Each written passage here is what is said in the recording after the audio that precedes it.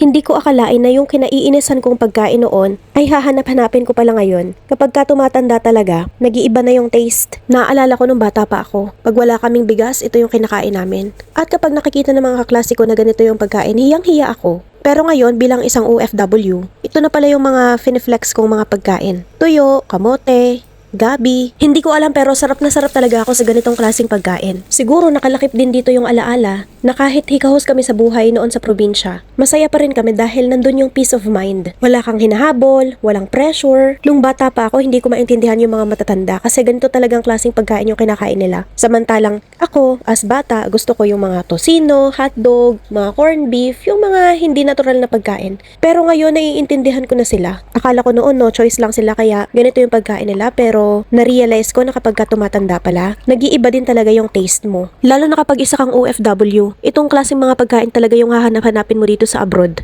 Mas gusto pa namin to kaysa sa Starbucks, sa kung anong-anong mga fast food. Kasi sa tuwing nakakakain kami ng ganitong klaseng pagkain, feeling namin, nasa probinsya kami.